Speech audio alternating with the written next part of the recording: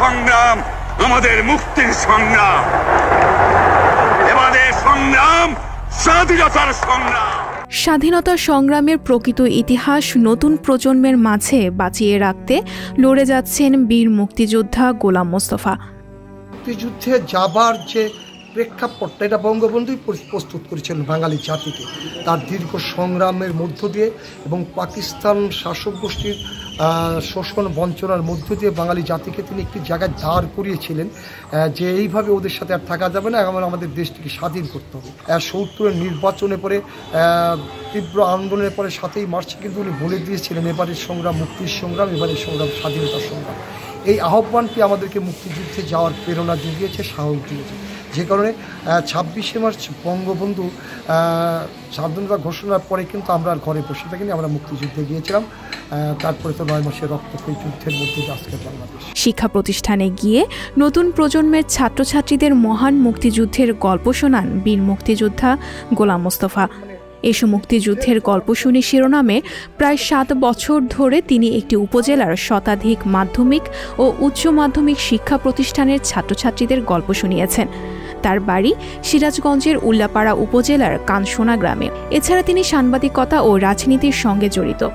আমরা যুদ্ধ করেছি মূলত সম্মুখ যুদ্ধ, এখানে একটি যুদ্ধই করেছি, আমাদের পিছিয়ে হটার কোনো সুযোগ ছিল না। টানা ৬ তারিখ থেকে আমরা ১৪ তারিখ পর্যন্ত টানা যুদ্ধ করেছি। ফুলবাড়ি, চরকাই, নবাবগঞ্জ, গোবিন্দগঞ্জ, পলাশবাড়ি এবং শেষ পর্যন্ত আমরা বগুড়া যখন আমাদের নিয়ন্ত্রণে আসে, মিত্রবাহিনী যৌথভাবে নিয়ন্ত্রণ আসে, সেদিন ১৪ই ডিসেম্বর।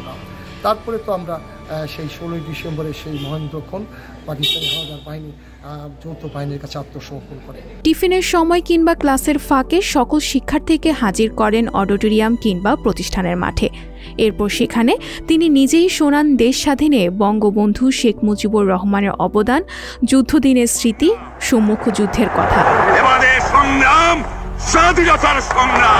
শিক্ষার্থীদের মাঝের গল্পের ছলে গুছিয়ে গুছিয়ে একটার পর একটা তথ্য তুলে ধরেন বীর মুক্তিযোদ্ধা গোলাম মোস্তফা। এভাবেই মুক্তিযুদ্ধের গল্প চলে ১ থেকে ১.৫ ঘন্টা। শেষে চলে প্রশ্ন পর্ব।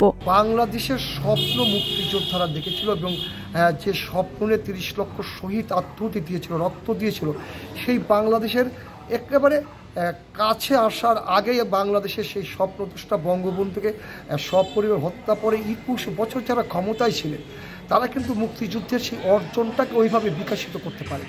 মুক্তিযুদ্ধের সেই বিতর্কিত ব্যক্তিরা, মুক্তিযুদ্ধের খুনিদেরকে আমরা পতাকা দিয়েছি, ক্ষমতা দিয়েছি, তাদেরকে অনেক রাষ্ট্রীয় ক্ষমতার কাছাকাছি নিয়ে গিয়েছি, যে কারণে মুক্তিযুদ্ধের সেই অর্জনটি অর্জিত হয়নি। একটি সুখী সমৃদ্ধ বাংলাদেশ, অসাম্প্রদায়িক বাংলাদেশ, এখানে মানুষ সুখে থাকবে, এমনি একটি বাংলাদেশের স্বপ্ন কিন্তু ৩০ লক্ষ মানুষ শহীদ দেখেছিল। আজকে আমাদের মাননীয় প্রধানমন্ত্রী সেই পথে হাঁটছে। আমরা বিশ্বাস করি আমরা যদি এই পথে হাঁটতে পারি, যদি মুক্তিযুদ্ধের সমস্ত শক্তিকে আমরা একখানে করতে পারি এবং এই প্রজন্মের কাছে যদি আমরা মুক্তিযুদ্ধের সেই অর্জনটাকে ছড়াতে পারি, তাহলে আমরা বিশ্বাস করি যে বাংলাদেশ খুব দ্রুত একটি সুখী সমৃদ্ধশালী বাংলাদেশে পরিণত হবে। গোলাম মোস্তফা ১৯৭১ সালে জাতির জনক বঙ্গবন্ধু শেখ মুজিবুর রহমানের ডাকে সাড়া দিয়ে মহান মুক্তিযুদ্ধে অংশ নেন। তখন তিনি ১০ম শ্রেণীর ছাত্র। পলাশডাঙ্গা যুব শিবিরের একজন চৌকস যোদ্ধা হিসেবে অংশ নেন পাক বাহিনীর বিরুদ্ধে একাধিক সম্মুখ যুদ্ধে। ৬৭ বছর বয়সের এই বীর মুক্তিযোদ্ধা ৭১ সেই আমি নামে একটি বইও লিখেছেন।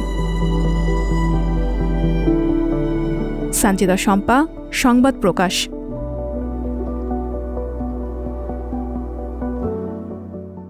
সংবাদ, ফিচার ও অনুষ্ঠানের জন্য ভিজিট করুন সংবাদ প্রকাশের ওয়েবসাইট এবং যুক্ত থাকুন ফেসবুক পেজ ও ইউটিউব চ্যানেলের সঙ্গে।